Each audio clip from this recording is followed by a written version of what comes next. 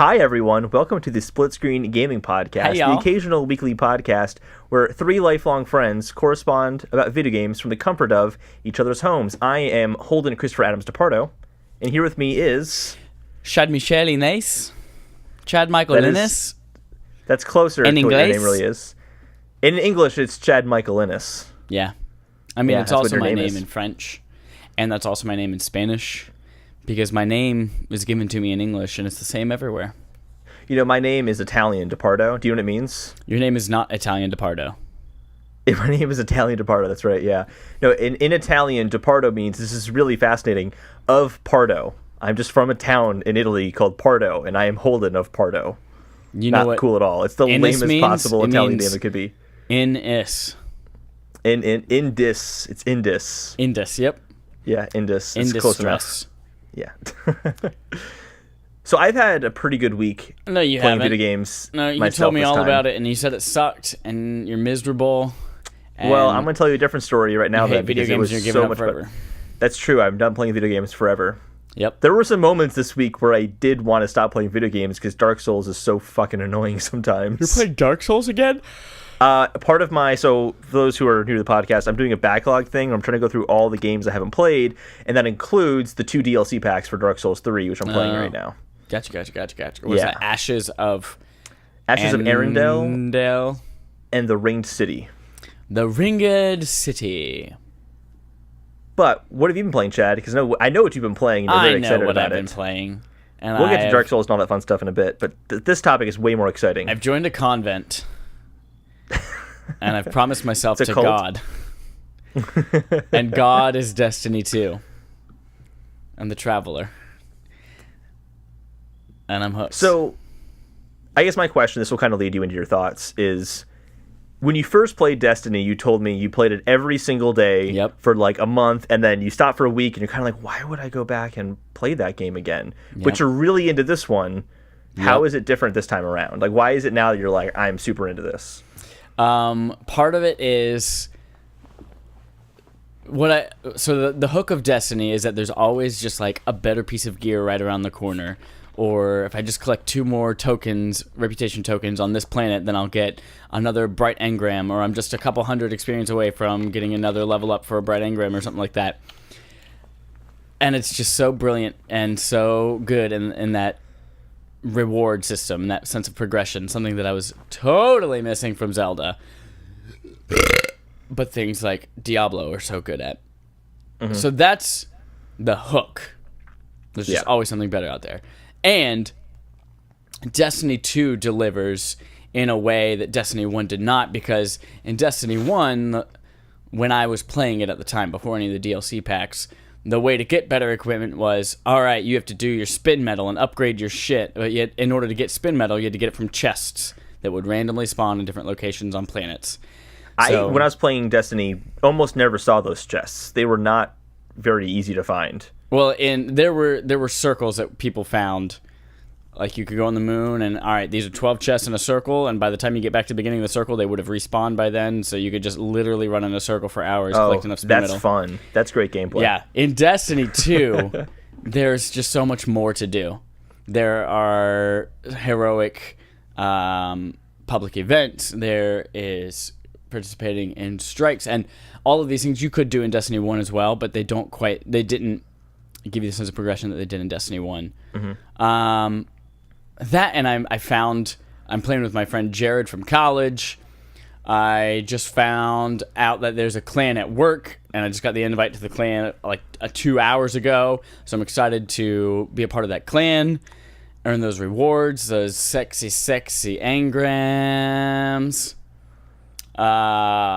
It's just so good. I played like 25 hours in a week. On Saturday, my entire day was playing Destiny for 11 hours and eating 4 bowls of cereal, because that's the easiest thing to make and eat in front of the TV. Yes, I haven't played it yet myself, but I was listening to a podcast, and this guy said, yeah, I started playing it at 9 a.m., I got my coffee, and then it was 7 p.m., and I'm like, shit, I gotta do something today. It's true. Because time just disappears. It's the first game that I can think of that, like, if I work at 10 a.m., I wake up at 7, so I can get in a couple hours of Destiny before I have to go to work. So it's like a better loot system, what you're enjoying about it? Oh yeah, it's a very good loot system. I was asking about this last episode, but you didn't feel comfortable talking about it then because you hadn't gotten deep enough into it. But how's the story? Is it really that much better? And it is a competent story that is on par with most first-person shooters, if not better than most. It's probably like good. just as emotionally impactful as like Last of Us, right? Absolutely, yeah. Yeah, Neil Druckmann came on to help write the story here with Bungie. No, but it's good, and it's a good story. You're escorting the little girl throughout all the alien worlds. Good writing, witty dialogue, nice little quips from Nathan Fillion all over the place. It's good writing. Oh, that's right. Nathan Fillion isn't in it. I was thinking that was Uncharted because he looks just like Nathan Drake, and you're making another connection. But no, he is in the game. That's right. It also has a really great musical score. The first one had good music too, from what I remember. This one is like this is the first one that I took notice of. Like, wow, this is some really, really great music, and there's some cool kind of set pieces and little snippets of gameplay that you play through that have specific scores for those things. That is just really good. It's just good, Holden. It's just really good. One thing I really enjoyed about the first game was that the worlds were very cool. There were not much happening in them, but they looked very cool. I got the sense that there could have been a good lore to kind of go along with it. Yeah. Those are the same worlds that are in this game, but there's new ones on top of it. Or do I have that completely wrong? Yeah, you're completely wrong. I thought they were adding on top of the existing worlds. No. In the first one, you go to Mars and Venus and the Moon. And in this one, you're on Titan and Nessa, a different part of Earth. You're not in Russia. Yeah, it's different. But does it have the same kind of like tunnels going off in different directions, or does it feel more open? It's a little. I'm just curious. It's a little bigger. Yeah, bigger worlds, but I mean, it's very similar design where it's kind of like segmented into areas, similar to how the other one was. I'm pretty tempted to get this. My former roommate Gus, he got it as well. He swore off video games this year, but he got Destiny. He also bought a Switch, by the way, as well. He bought a Switch this week. He sold a Switch, bought a Switch, sold an Xbox, bought an Xbox again. Yes. He was laughing at himself for it too. So anyway, he was saying that Destiny 2 is incredible, and it's everything that the first one should have been. So I'm feeling really tempted to get this. Oh, you have a whole backlog. I really backlog. want to, but I had the backlog to go through. Yeah, you have a whole backlog. And then by the time you get it, no one will be playing it, and you won't have fun with it. So no, people will definitely still be playing Destiny. I'm not worried about that. Part of what I like about it is that I'm getting into like the community aspect, like being able to hop on and like, cool, I have an hour and a half. I can see, Jared's on, and we just jump into a game together. And like, what are you going to do? I don't know. I have like 2 more tokens till I can get another piece of armor on Earth. Okay, cool. Let's go farm the EDZ. And then suddenly 90 minutes is gone, and all I've done is like sneezed and blink my eyes 3 times, and that's it. It's good. Good stuff. It's good stuff. I'm very excited because this is the first time where I feel like the raid is also accessible. I've never done a raid. I never did a raid. Before. I never did a raid either. But like, I'm excited. I'm excited. I'm happy for you, Chad. It's just so good, and I kind of wish that you weren't being a little pussy, and that you would just get it, and we could play. Because I already see myself. I've got my Titan to level 20. He's power level 257, and I'm absolutely going to go through with all 3 classes. I'm playing a Warlock next. I'm going to get them all. I might even platinum this game. I don't know. You're going to platinum it. I guarantee you're going to platinum it. When you say that, you always do. You're an always do. I always do. I always do. Always do. Hold on. Okay. I farted. Really? That's what you waited for? Yeah. So I've been playing a game this week that I'm very excited about that is new. I actually played a few games this week. No, you didn't. I did. I played Metroid Samus Returns. Okay. I could not beat it, however. I've not beaten it yet because it is really, really difficult. Surprisingly difficult. I was on one boss consistently for an entire day. Ooh. Like I kind of play it like for like an hour against this boss, be like, all right, I gotta do something else, like do homework, whatever, and then go back and try to play it again, and I still couldn't do it. Finally beat him, by the way. That's hot. Beat him. But it's super, super good. It's kind of like, remember, you played Link Between Worlds in 3D, correct? Yeah. Kind of like how, because it's a 2D game, you wouldn't expect the 3D to be that good. but it kind of did add a different like perspective on the game. Yeah, like when I you're went looking into, down into it. like 5 years ago when I went to go see Lion King in 3D in theaters when they re-released it, and I was like, how do they make a cartoon movie like Lion King into 3D?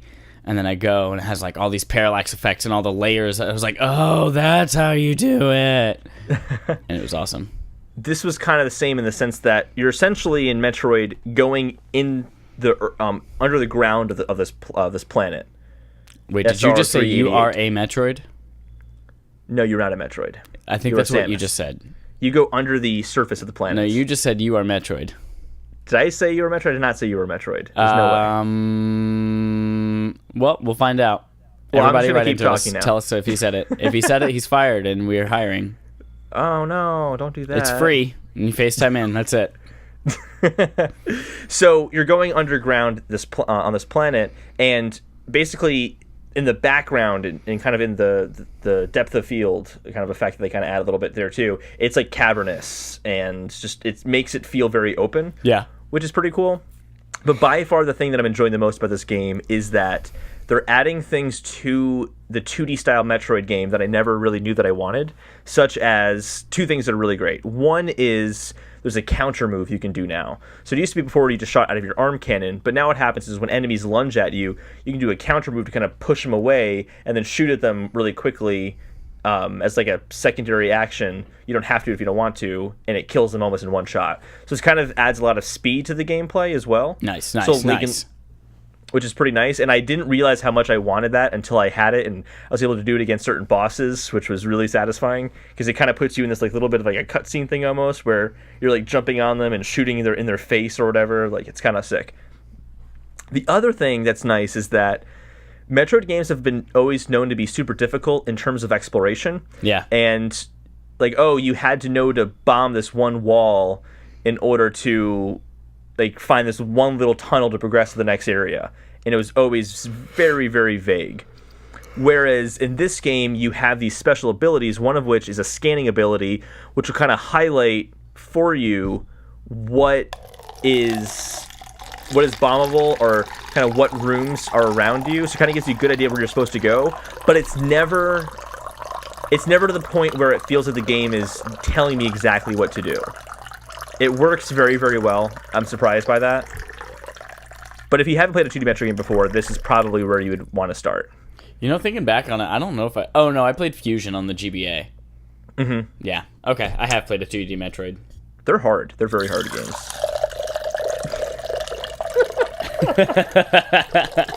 That's so unnecessary. So... That's refreshing. Chad just drinking 2 glasses of water simultaneously. Did you spill it all over yourself? No, I just got it all over my cheeks. That's it. That's hysterical. That's really funny. All right. So anyway, Metroid. I think my only issue with the game is that there are 40 Metroids that you're trying. Like, the bounty is you have to go find these 40 Metroids and get them and kill them. Yep. But it's basically 40 boss battles that are almost identical. There's some slight variation. Like, there's there's terms for them. I can't remember what they are, but there's like a small Metroid that Hold you on. get freaked out. You keep talking. I just saw a cockroach crawl across my room. I'm gonna go kill it. I'm gonna keep talking about the cockroaches in Metroid you fight. So the Metroids that you fight there's a small one where it can vary by being like electrical or fire based. There's one that's a little bit bigger. That's more like a bug that kind of crawls around. And there's one that is more like a little. It's like it's probably twice the size of your character in terms of height, and it's definitely more of like a almost like a dinosaurish kind of thing. And the Metroid is in its chest, and you gotta shoot at its chest. And so those are the 3 types, but you see the first type, the bug one, a lot more, or it's not the bug one, the kind of the smallest one, a lot more often. And because you're seeing so much of the same boss battle, it doesn't really feel like there's too much variety in some of the enemies that you're fighting, especially because a lot of the kind of standard grunt-like enemies you're fighting are very, very similar throughout the game as well. And occasionally in the later areas, some more difficult enemies pop up. But thus far, I've not run into any space pirates or anything like that I've kind of grown accustomed to in Metroid games. Granted, I've never played Metroid 2 before on the Game Boy, so it's hard to say, oh, that wasn't there, I'm really bummed about it, when it probably wasn't there in the original game to begin with. There is one boss battle, and it was the boss battle that I got stuck on for... Oh, Chad's back now. Chad, how did it go with the cockroach? Oh, I killed it with a Marvel Avengers ukulele. The best use of the ukulele ever. Yep, and I threw the ukulele in the trash. I was just talking about a really cool boss battle in the game where there are 3 points where you run into this boss before you fight him, and each time you're like, oh, I'm gonna fight him this time, and then it turns into this, like, he's basically he drills through the earth, so he's like this kind of like mining machine that's down below, and there's a point where he's drilling towards you and you got to run away from him, and that's super hard and it's really thrilling. It reminded me, you might have seen this in Fusion. In Fusion, the I think what they call, like, something X. Oh, X Parasite. The X Parasites, they will corrupt different enemies in the games, and there's one point where they corrupt in a way that mimics you, I guess. So there's 2 Samuses. Oh yeah. And there's, remember, you're running away from your enemy, like your nemesis Samus, and it's just that, like, running as fast as you can, like trying to figure out the right platforming mechanics on the fly. It's like that, but this like machine is drilling towards you. It's very, very cool, and apparently it's not in the original game. It was a great addition, because by the time you got to that boss and finally beat him, there was this great sense of, like, shit, all right, this is going down, I'm doing it, and then he kicks your ass so bad. Nice. It requires a high level of precision to beat him. There was specifically one move he would do that would take out 2 entire energy tank capsules, which is about 200 health. It's these lasers moving about, and they change their height in accordance to you. Yeah. So you have to, like, figure out how to jump around them the best. It is so hard. It's so hard. But when he finally beat him, it was the most satisfying thing ever. And then I stopped because I'm like, okay, I need that breather. So I decided to play an equally difficult game, Dark Souls, to help kind of break the monotony of fighting that one boss over and over and over again. And so I played the Ashes of Arendelle, which I beat that one. Yeah. And I'm on Ring City. Ring City is the hardest thing I've ever done in a Dark Souls game, hands down, including Bloodborne. Really? It's insane. So there's... First of all, it's one of the coolest environments as well. You walk out, you're on this kind of dilapidated castle. This is the one that's kind of like all 3, like it's a tribute to all 3 Dark Souls games, right? I think so, yeah. And in the distance, there's always really cool backdrops in Dark Souls games. Yeah. And this one is these towers that are all kind of like stacked on top of each other, as if it's like rubble of like all these castles, like stacked on top of each other, all like broken or destroyed. It's a really cool backdrop. It looks awesome. But in this level, thus far I've not come across anything that does not include this. There is a angel demon thing that is flying in the air, shooting light beams at you constantly. And there's you can't fight other enemies. You can only run away from it, but it is scarily accurate. It hits me almost every time. I can't dodge it. It's impossible, to the point where I just left that area. I'm not going back again. Fuck that place. There has to be some way to kill it that you just haven't figured out yet, or maybe you have to come back with a... Well, I imagine in Bloodborne there was something similar where, I think it's Nightmare of Mensis, where there's that creature in the tower that's shooting down at you to give you the frenzy. Remember that? Yeah. And then you eventually get up to the tower and are able to kill it. But this thing is floating in the air, and it just keeps spawning wherever you get out of a building. It's insane. But when you're not getting attacked by that thing, hordes of enemies just come up from the ground. And when I mean hordes, there are like dozens of them around you. Which, if you played Dark Souls before, that shit ain't happening. You can't fight against that. It's impossible. So you just run. It's all you can do is run. And die. You can't die. I mean, the tagline of the game is prepare to die. So I'm just consolidating. So that's what I've been playing this week. I'm not going to get too much into Dark Souls because it's Dark Souls. If you played Dark Souls before, you know exactly what to expect. How did it feel going back to the 3DS? Like, there's so many games on that 3DS that I bought that I've never played that I want to go back to, but I just don't think I'll ever pick up that system again. You know, I'm realizing how much I love the 3DS going back to play it again. It still is probably even though I love the Switch, it's still my favorite Nintendo console. Really? We'll get more into that when we talk about Pokemon. But it is a fantastic console. I was worried because I had heard in some of the reviews for Metroid that your hands get cramped a lot playing it, and I never really had that problem. You weren't playing it right then. I guess wasn't playing it right. That's maybe why I died so often, is I just wasn't playing it right. See? Yeah. Totally. Idiot. So yeah, that's all I've been playing this week. Nice. All I've been playing is Destiny forever and ever. You'll be in my heart now forever. Do you want to get some news, Chad? I would. Thank you for asking. Yes. No problem. Yes, that sounds like a great idea, Holden. Sweet. Let me navigate to my split-screen gaming news folder. Ooh. I already have a story up here, so I'm just going to go ahead and start. Read it aloud for all the world to hear. I'm going to keep it to myself this time. Okay. Yeah. No, so this is a story that broke just a few hours ago. On Twitter, Rockstar announced that next week on September 28th, there will be something Red Dead Redemption 2 related, presumably a trailer. Yeah. Very excited about that. Probably trailer, maybe a new release date. Maybe, yeah. Maybe a Switch version is coming. Probably not. Although they got Doom and they got Wolfenstein, right? So who knows? Doom is coming to Switch. Have you seen gameplay of that? Yeah, I really want to talk about that? Yeah, let's talk about it, because I saw gameplay and it looks good for Switch. Yeah.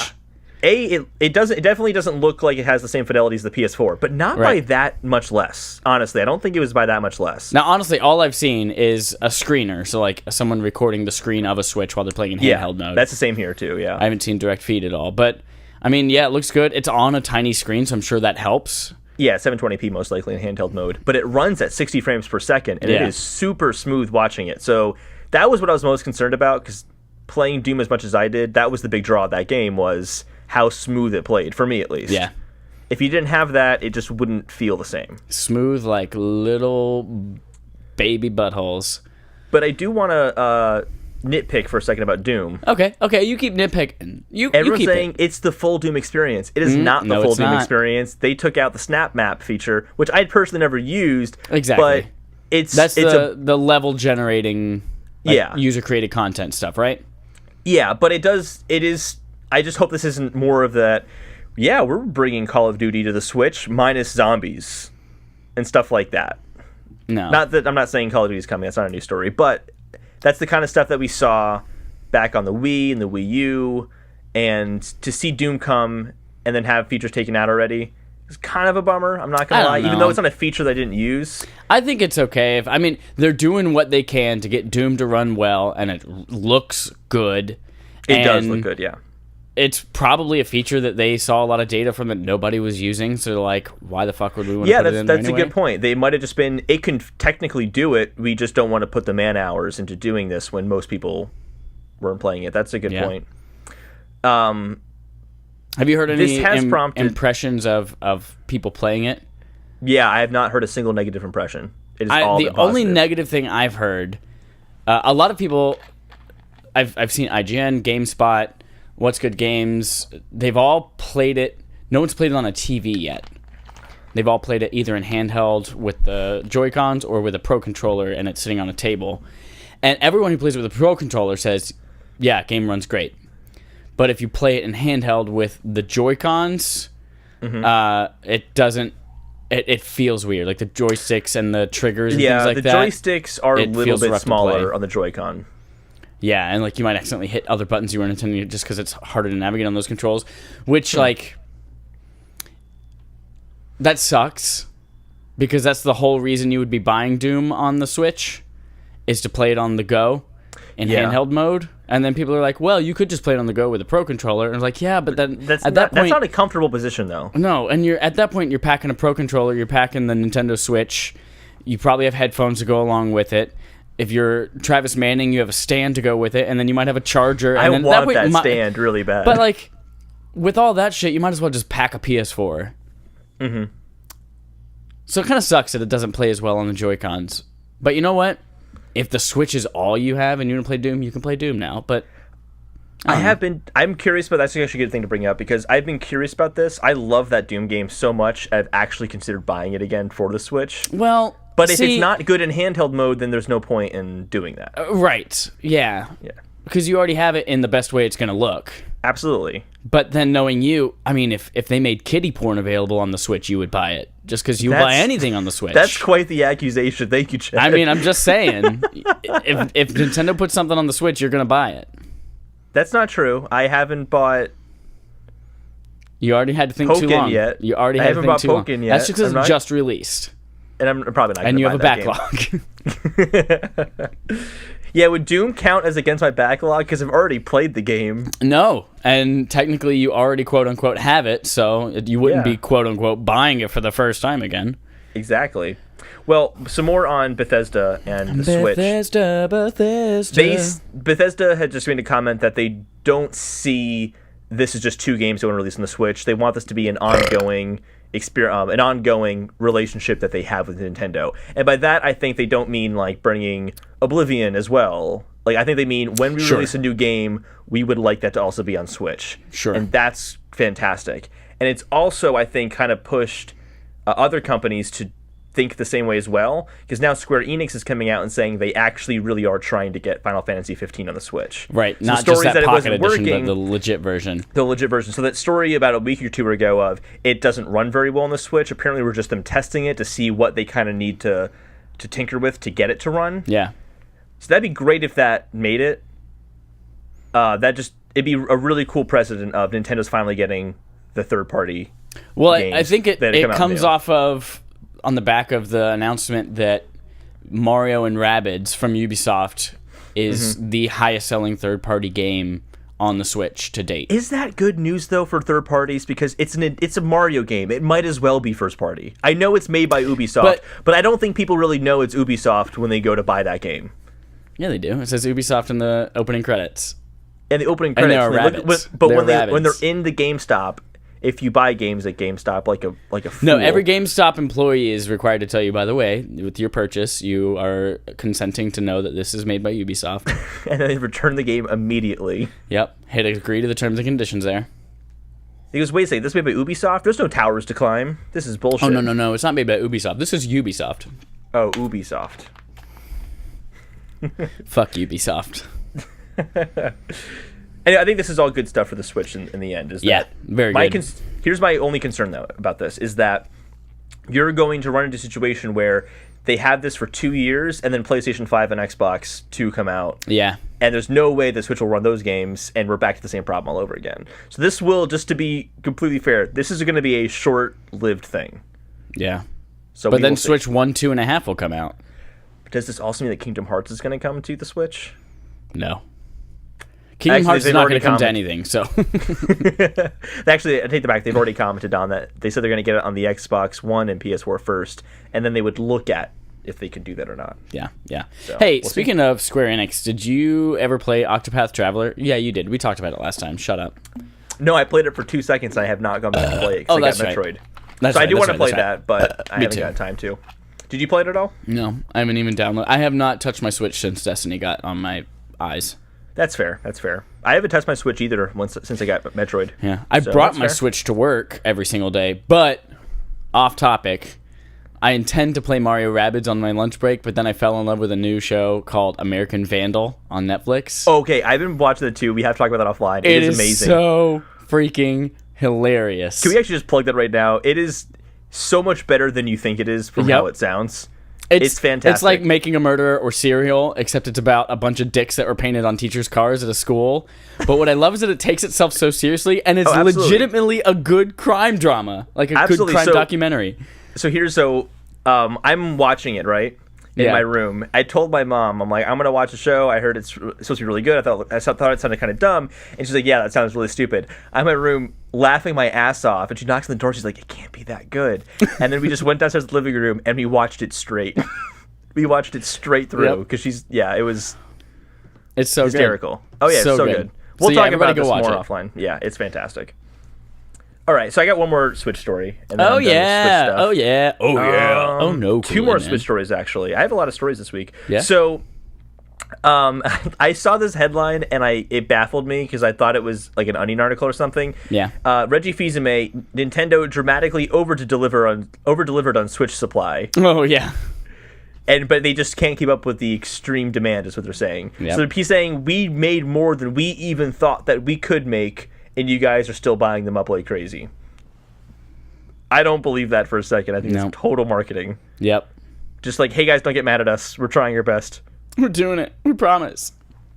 That's a small little thing. But the other one, I think this is more interesting. There's a rumor that Netflix has their app locked and loaded, as it says, locked and loaded, in quotes in the article, for the Switch. And they're just waiting for Nintendo's approval. So apparently Nintendo is the one holding this back. Nintendo will definitely approve it as long as they figure out how to connect the Switch to the internet.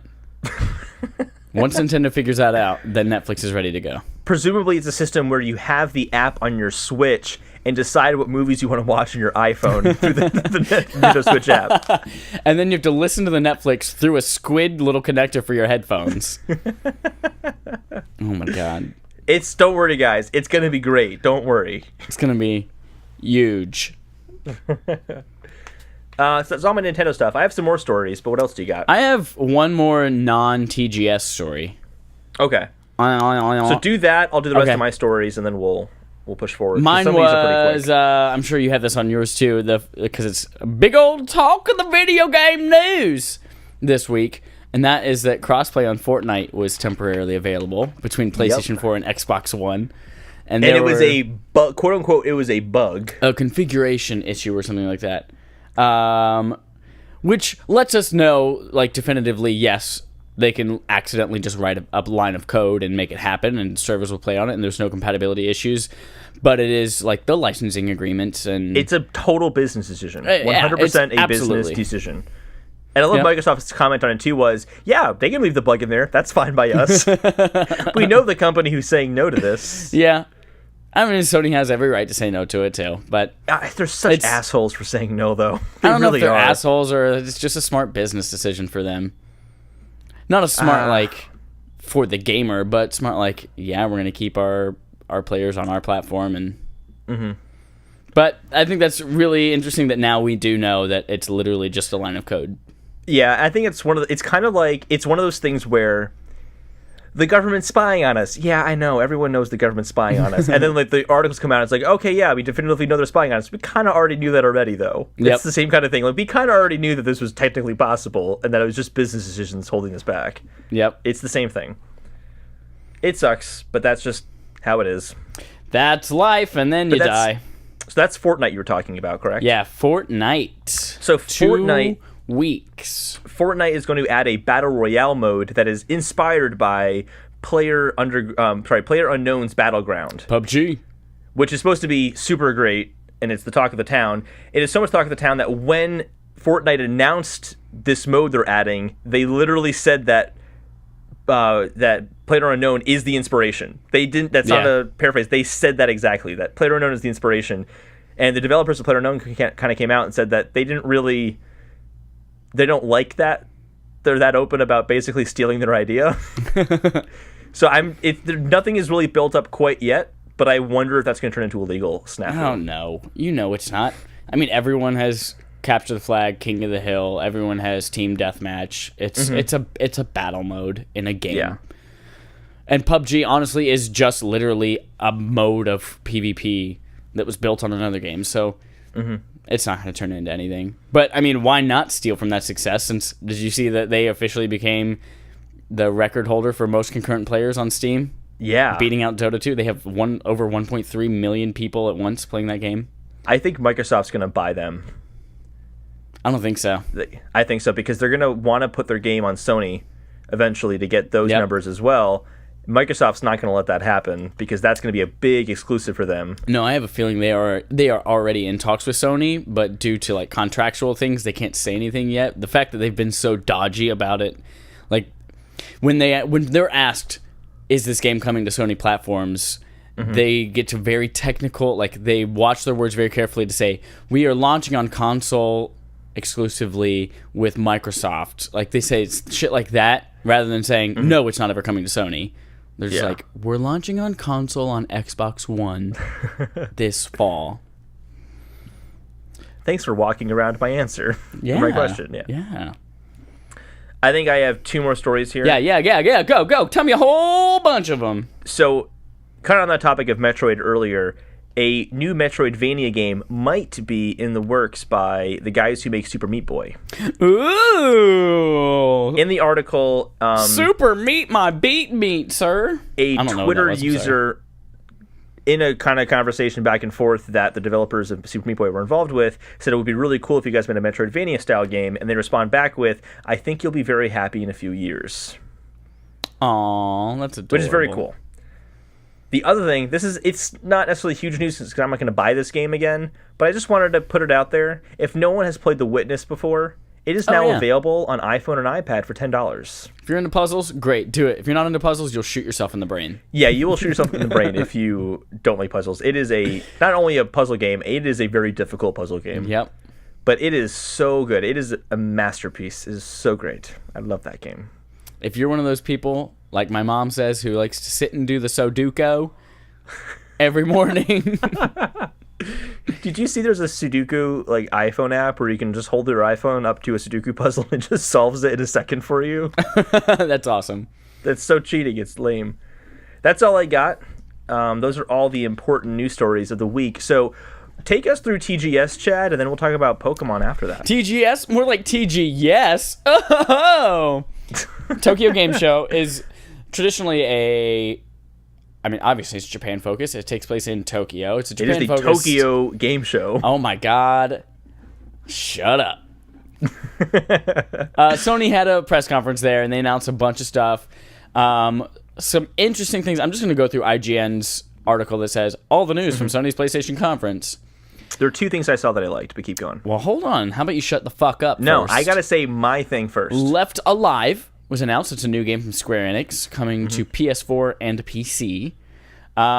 When they announced it, there was an announcement trailer. What's cool is that it has the director from Armored Core. It has character designs by the people who designed Metal Gear. I can't say any of their names, so I'm not even going to try to ruin it. The mech designer from Metal Gear and Xenoblade Chronicles X. It looks interesting. I mean, it looks like they finally, a couple days later, showed off a gameplay little snippet as well. And it looks super Metal Gear Solid 5 gameplay-ish, but it also has mechs. But I assume it's going to be super Japanese. I don't know. I'm intrigued. I probably won't buy it, but I've only seen 3 seconds of gameplay, so who the fuck knows?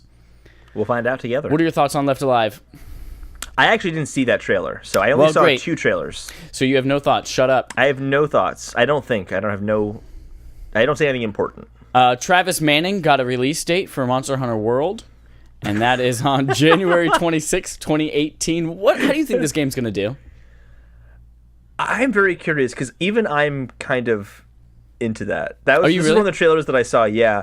And what seems really cool about it, and one thing that was missing for me for other Monster Hunter games, is that in other Monster Hunter games, you would just kind of walk down a tunnel to an open area that would have other tunnels connecting to other little small open areas. And I don't mean open area, I'm talking like how a Zelda game was open world back on the N64. It was like Kakariko Village was a little open space with a tunnel that went out to Death Mountain. It kind of has that same kind of world. Yep. And you would just go there and some of them would be empty, and then there'd be a monster in the middle of one of them, and you attack the monster. Whereas Monster Hunter Worlds is much more of an open environment, is what it seems like. And there seems to be more of an ecosystem, more of life in the world, and it just feels more vibrant. Yeah. It feels like something I want to explore. Sure. So if it gets good reception, I'm going to be more interested in this game. Because it's coming on PlayStation 4 as well, I wonder if that'll kind of open up the audience a little bit more, as opposed to people who had a Nintendo DS or PSP for the past 10 years. Sure. That was kind of the market of what this game was available on. So I'm actually pretty intrigued by it. And if it does well, critically, I would consider it, depending on how accessible it is. Yeah. Which I'm hearing it's more accessible than past entries have been. Yeah. I think January 26th is a good spot for it, too. Yeah, it's kind of the Resident Evil 7 yeah. area where it's kind of on its own. So yep. it'll get all the attention it demands. There's a new Shadow of the Colossus PS4 trailer. Hell yeah! Just to remind me how much seminal fluid I'm going to donate in that game's honor. I can't wait. For it looks that game. great. It looks so good. Everyone go watch that trailer. Final Fantasy IX got released for PlayStation 4. Was there any... So that just got announced and then it got released. There was no... announced and available on that day. Yeah. It's not like it's a also full on discount. Remaster. It's a discount for PlayStation Plus as well.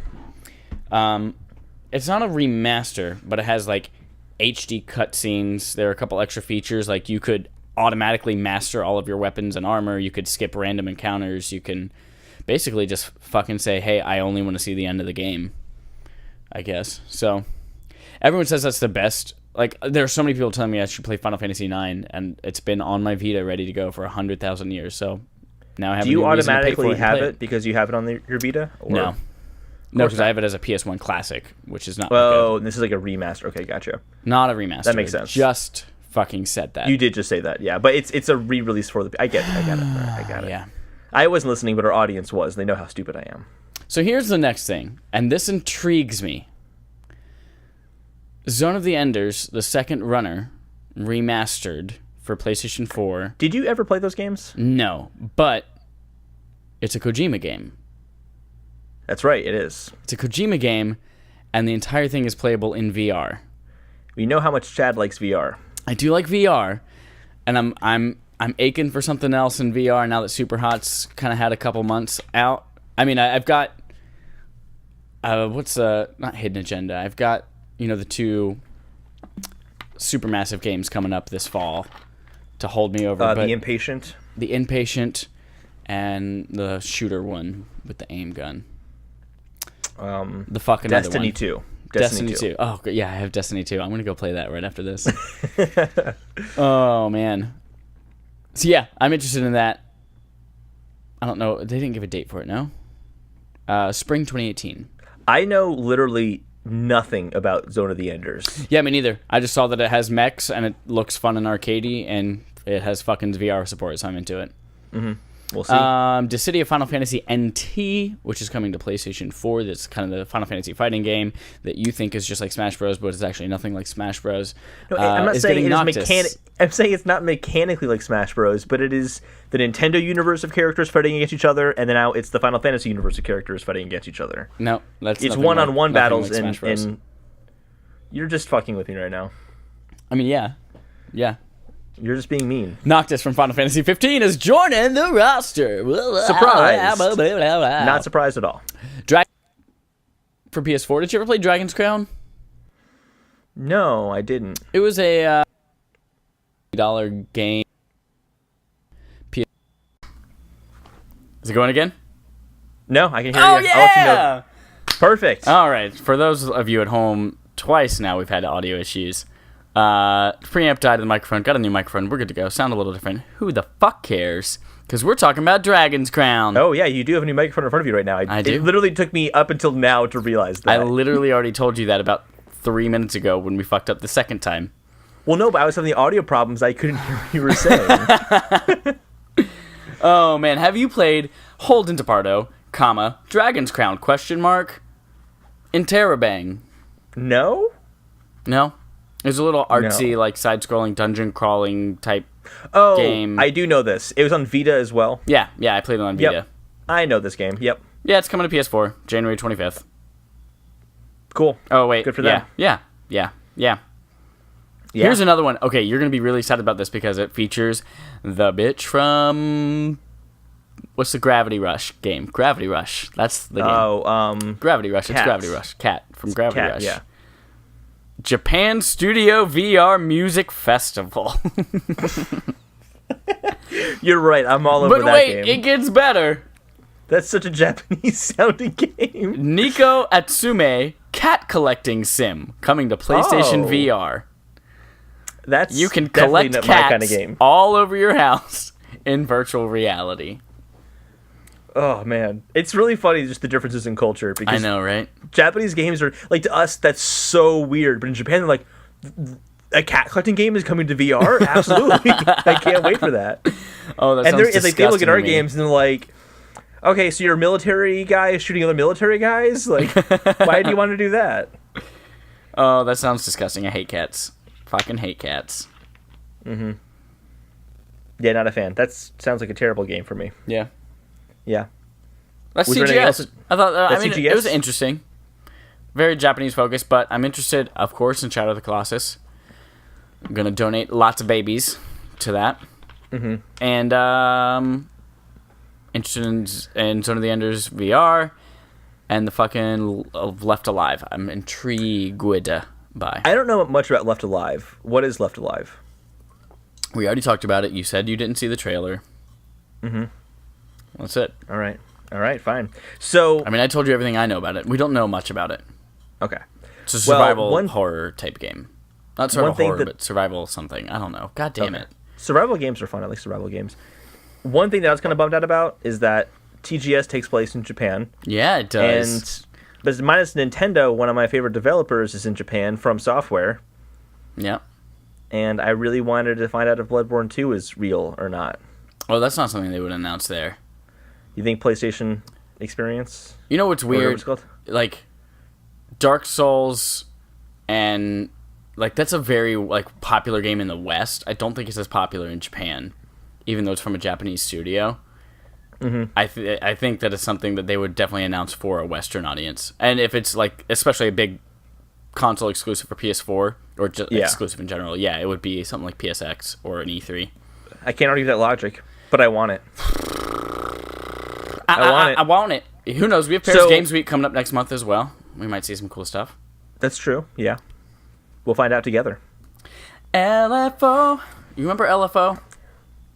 No. They were they the unlike girls who wear Abercrombie and Fitch? LMFAO? Or was that O-Town? I have no idea. You talk You're about whatever asking you're about going to talk music. about, and I'm going to look up boy bands for the 90s. So Sweet. So, Summer Girls. Summer Girls. Yep. So the other game I was That's playing it. this I like week... girls that wear Abercrombie and Fitch. That's it. Wasn't there a guy who died in that? LFO? I'm going to Google LFO I dead have guy. No idea, dude. I typed Drad guy. I listen to house music, and that is all I listen to. Every other kind of music is just... Rich Doesn't Cronin. matter to me. Rich Cronin is dead from LFO. Oh, of course. Rich Wait a Cronin. minute. Then what does Rest in O-Town's peace. hit? What did O-Town sing? So for this podcast, we talked most about video games. We've also brought up American Vandal and boy bands. All or nothing at all. We might as well That's talk about how O-Town. terrible that Tomb Raider trailer was. Oh, man. What a shitty trailer. It was really That movie's bad. going to be trash and a half, but, I mean, it's a video game Can movie, they so... please just make a good video game movie? No. It can't be that hard. It really can't be that hard. I had this news article, and then I deleted it because I figured it's not worth talking about, but I guess we're talking about it. Did you see the one from Ubisoft saying they've learned some things from Assassin's Creed, mostly how little control you have as a game developer when it comes to making your movie? Oh, really? Yeah, like in the script planning process, they're like, "Oh yeah, we're gonna have a lot of control. We have so much to say and how this goes." And then it actually got into filming, and the directors and the cast are like, "Oh shit, we have no control over this." And especially the time frame, like a game. Oh, if it's not gonna make the date, you delay it. But a movie, nope, it's coming out that date, no matter what the fuck happens. Ooh, yeah, that's not good. Yeah, I mean, what needs to happen is they need to get people, like, say what you believe in new Star Wars movies, but I think they've been pretty successful so far. I've enjoyed Really? them. I've liked so. them. Of course, Star Wars movies have been successful. Well, I don't mean financially. I'm talking about, like, you know, the quality of the films, and it's because they have people working on them who love Star Wars. Yeah, and I don't think that we've really had directors who love Assassin's Creed or who, you know, love the Doom movie that they made. Yeah. Like, it just doesn't happen. But once you get, and that's why I'm a little bit more excited about Uncharted, is I feel like hopefully it's a franchise that gets people behind it who actually care, but I doubt it. No. I don't know. No. I'm just really worried. You know, it does sound interesting. What? The guy who's making the Metal Gear movie, Metal Gear Solid movie. Yes, that's right. He is super into it. I don't think they even have a script at all, let alone a cast or anything like that. But he's talked very passionately about, like, oh man, if I make a Metal Gear movie, this is what I want it to be like, and I want to have nuances and this and this. And he seems like he loves Kojima and he loves Metal Gear a lot. Do you know who should direct a Metal Gear movie? Bob Saget, Hideo Kojima. Yes. Kojima should direct it because he's always wanted to direct a movie, and why not a franchise he's already very familiar with? Because he had a bad relationship with Konami, and they'll never let him touch that software or that property again. Yeah, that's a good point. One thing that actually would make a really good movie is Metroid. I think Metroid would make an awesome movie. Would make a kick-ass movie. A kick-ass Netflix series. No, I want it to be a movie. Like, a movie where it is isolationist, and she is just stuck on a planet, battling space pirates. It'd be great. It'd be so good. No, you don't want it to be a movie, because if it's a movie, it's going to fucking suck. But I want good things nowadays good. are Netflix series. Unless it's The Defenders or Iron Fist. Iron Fist. So Marvel stuff, which is existing properties. No, because Daredevil was great. Jessica Jones is fucking fantastic, and I can't wait for season 2. Oh, okay. That's good. I never saw it. Oh, you should definitely watch Jessica Luke Jones. Cage? Yeah, I watched Luke Cage. It was okay. All right. Yeah. So this is the important topic for me for the week. Ooh, important topic for Holden for the week. So today, Pokemon Gold and Silver version came out on 3DS. So I played a little bit of that, but it got me thinking about what I want out of the next Pokemon game that's coming to Switch. But I do want to talk a little bit about Pokemon Gold or Silver version for a second because I got that again. Played it for a few hours. Oh my gosh, the nostalgia is awesome. I know, right? Such a great game, and it's easily the best Pokemon game. Easily, I think. Well, that's just because that's the first one you played. No, but here's why. It's the best one because anyone who says, well, Pokemon Yellow or Red or Blue are those best versions of Pokemon. I'm sorry, but the Kanto region's in Gold and Silver versions. Here's where... You have 16 gyms, you have 2 full games in one. Okay. There's never been a Pokemon game that big since. It just hasn't existed. Okay. No, Pokemon Chad, I will Gold and not Silver, relent about this. Yeah. They're good. They're great. They're perfect. I played Crystal. That's what I played. I'm jealous. I've never gotten a chance to play Crystal. That was... Yeah, that was the same. Yeah, that it was like the yellow version. Yeah. What is Diamond then? What is Diamond version? Diamond and Pearl were the two versions at the same time, and then Platinum was the I never played those. Yeah. I played Crystal. That was the last of the third one, though. But here's what is a big piece of bullshit about Gold and Silver and Crystal. I don't want to hear it. I don't want to hear anything bad. That like my opinion, and it the needs to be 3 fact. fucking legendary dogs are random encounters. Yeah, they're very hard to get. Well, there's a way of knowing where they're roughly going to be. I was able to get them when I was a kid. That's a piece of bullshit. Zapdos, you know exactly that fucking's going to be in the power plant. You know that Articuno's in the Seafoam Islands. You know that Moltres is in that cave on the way to the Elite Four. You know Mewtwo's in the Mystery Dungeon, and you know exactly how to get to them. You can look up a guide, but no, it's all fucking randomized bullshit with Entei and Suicune and what's Rafiki? Raikou, yeah. That was my favorite one. He was very cool looking. He looks like if a saber-toothed tiger ate a bunch of bees and they stung the inside of his mouth. And also he you see the inside of his mouth all the time. Well, his face is all puffy.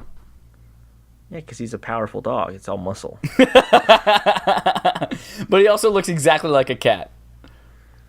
But no, I had a lot of fun with Crystal, and I think it's a really cool game.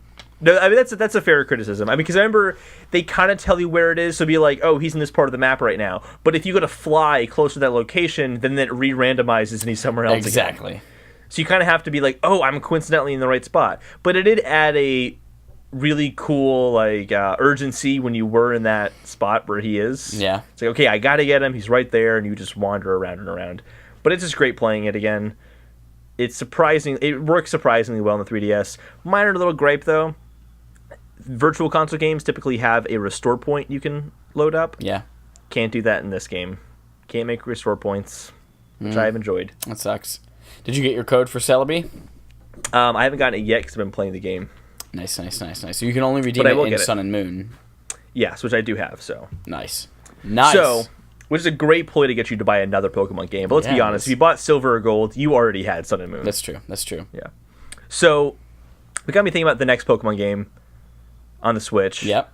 A little while ago, they talked a little bit about it, but I kind of wanted to talk about what we want to see, and also just kind of talk about what we realistically think it's going to be.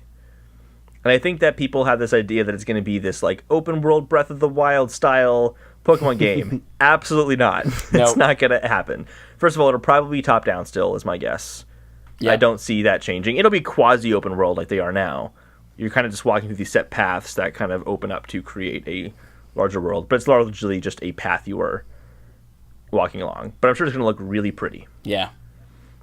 Here's my dream for how this is going to work, though. Go. Tell me all about it. It takes place in Kanto, right? Okay. It starts off in Kanto, and then next year, rather than releasing a whole new Pokemon game, what they do is release Johto as a DLC that you can then kind of go to that area of the Pokemon world. And every year they release like Hoenn and then Unova, and it just kind of starts to become like your Pokemon journey. You're one person going to all these regions, collecting all the Pokemon. I think that would be sick. I mean, that's kind of what they're doing with Pokemon Go. Releasing generation after generation of Pokemon, releasing generation after generation. Like, there's so many Pokemon at this point, they don't really need to make more. Yeah. I'd rather them kind of make the assets for all the Pokemon, all the characters look really, really good in on the Switch's gorgeous screen and all that stuff. That'd be great. Yep. That'd be super cool. But also, it's like the whole point of Pokemon is it's your journey. But every game, you're a different person. You're starting from scratch all over again. Whereas this would be, I'm going to Johto, I've already beaten Kanto, and now there's like an understanding of, when I get to Johto, like I maybe had this past in the Kanto region, like I'm already the Pokemon champion of the Kanto region, and it just kind of continues. I just love that idea of it just kind of continues. Yeah. It'd be great. The only problem would be like scaling. Right, making it more and more difficult as you get to each place. Yeah, exactly. But also, how would it work when someone hasn't bought Johto before, or hasn't bought Kanto before, but they want to just go ahead and get Johto? Do they have to buy Kanto and then get Johto, or can they start in Johto, and then later on, if they want to buy Kanto DLC, they can do that? Modular gaming. Like $60 to buy the entry, which is either Kanto or Johto, and then if you wanted to get Kanto, it's $30 or $40 for DLC, which is way more expensive DLC than most DLC packs, but people would absolutely pay that. Oh yeah, they would. Absolutely would pay that. Yeah. It'd also be... They're capitalizing on that nostalgia too. Oh, absolutely. Totally. I mean, they've done it. They did it with Pokemon Go. They are re-releasing these games on the Virtual Console, and they're selling like crazy. They are remaking the first movie and kind of telling that whole first season of the anime in Pokemon I Choose You. Like, they're going back to that original 150 and capturing people. Remaking these worlds is also not new for them already. Fire Red and Leaf Green were recreations of Red and Blue version. Same thing with like Omega Ruby and Alpha Sapphire. There was Heart Gold and Soul Silver. They haven't done the 4th generation yet. I'd rather just kind of see them start over again and make them super sick and polished and awesome. Yeah. What I would love, some things to borrow from Sun and Moon, is making all HMs and TMs like reusable. Reusable. Yeah. Make them so that there's no like fucking permanent moves. So if I teach fucking Charizard Cut, and he's fucking stuck with Cut for the rest of the time. I love the fact that they had like those Pokemon you can call, like, oh, I want to fly, so I'm just gonna fucking call a bird to come to me rather than having to teach one of my things fly. Well, it makes sense too, because shouldn't a bird Pokemon just inherently know how to fly? Yeah, but you have to teach it how to hold you in its talons. No. Come on, Holden. Because it doesn't know how to pick up things with its talons and fly away from instinct. Things, but those things are things that it's eventually going to eat, so it's squeezing it hard. It's got to like just the right grip. It's similar to giving a hand job. It's like you have to teach the bird to give your body a hand job. That's exactly just a loose how grip, Game be very Freak sees gentle. That's why they call themselves Game Freak, is because they really it. see it as teaching Pokemon how to give hand jobs. That's why it's called Game Freak. Oh man! Did I ever tell you? Freak. So you know Game Facts, FAQs. Yeah. As a kid, I would frequent that site a lot, as I'm sure most people did, since back then that was like the way you found out how to do stuff on the internet. And one day I was talking about it as a grown teenager, or maybe I was like early adult. I don't know. I was talking about it to my dad. I was like, and then there was that gaming site, Game Facts. That's where I got all my stuff. He's like, oh, this whole time I thought you were just Googling game fags. And you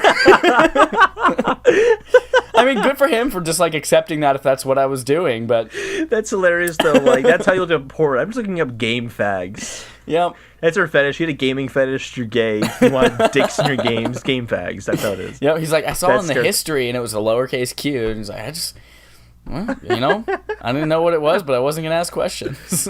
Oh, so there is this. That reminds me. There was a video game site that I would go to when I was younger called the Noob Tube, and it was like an independent, like these two guys, kind of like us, just like talking about video games because they enjoyed it. But they had this advertisement on their website, which was a like woman who was like an elf, which in a video game that basically means she has ridiculously giant large tits. boobs. Yeah, giant tits. And so I'm at my cousin's house, and I opened up the website. I meant to hit another link instead, and I'm like, oh, this is something cool. I should show this to you. And I exited out of it pretty quickly, and his mom thought it was a porn site. It was just like, yeah. Like, this porn site, we should totally just go to this afterwards and just, like, watch it together. Thank you, video game advertisements. Woo!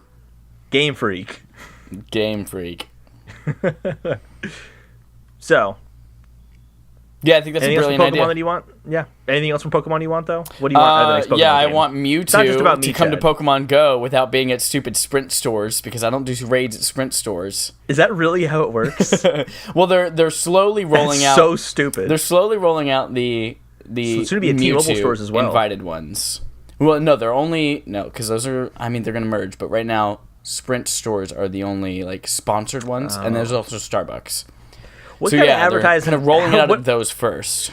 Well, it's there because Sprint wants to get new customers into Sprint. But how does that work? Like, oh, I need to buy a new phone. I'm a T-Mobile. I need to get a Mewtwo. I just switched to Sprint at the same time.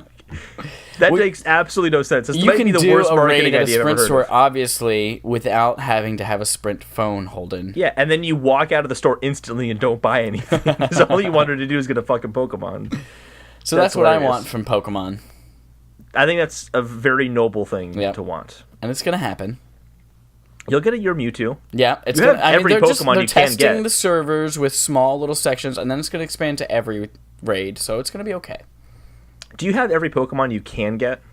I have every Pokemon you can get in first generation. Well, also some in other countries you can't get. Yeah, I don't have a Kangaskhan because that's Australia. I don't have a Mr. Mime because that's Europe, and I don't have a Farfetch'd because that's Japan only. But I have everything else except for a Mewtwo because I haven't done any Sprint raids yet, and I haven't been invited to that. Those other Pokemon being in exclusive countries is actually the partnership with American Airlines. So you have to buy tickets to get your Pokemon. Do you remember when the game first came out and like the very first guy to get every single Pokemon except the other countries, and then hotels and airlines were sponsoring him because he was like detailing it on social media and like, oh, we want to be the official sponsor of the guy who's going to other countries to catch a Farfetch'd. Like, and hotels were like, ooh, we want to be the official place you stay to go catch a Mr. Mime. Crazy. That is hysterical. Yep. Stupid. It's stupid. I still don't understand that. Like, I get that game. It's a very cool idea for a game, but I just personally don't understand playing it constantly. I met the love of my life today. You did? Yep. She was Girl playing who I Pokemon already Go? thought was cool.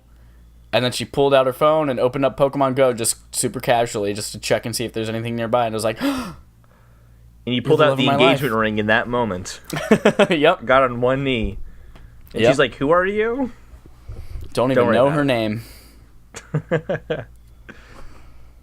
That's So, it. yeah, That's all that's I've all I got to got. talk about today. Yeah. Cool. That was a lot for an episode. That was good. Yeah, you know what? You're right. What? I don't know. It's been a very long day. I woke up at 4:30 this morning. And you're still going to play 5 hours of Oh Destiny tonight. man, I'm gonna play so much Destiny right now. After I watch, okay, I'm gonna watch an episode of Rick and Morty if my roommate's still awake, and then I'll play Destiny. Yeah, you could do both. Yeah, You could. yeah, Just saying, you could do that. you could do that. Yeah, well, I want to play Pokemon, and you want to play Destiny. Yep. So say, let's wrap this up. Wrap it tight. Wrap it right. Bye, guys. You're great. Bye. See ya. Oops. I ended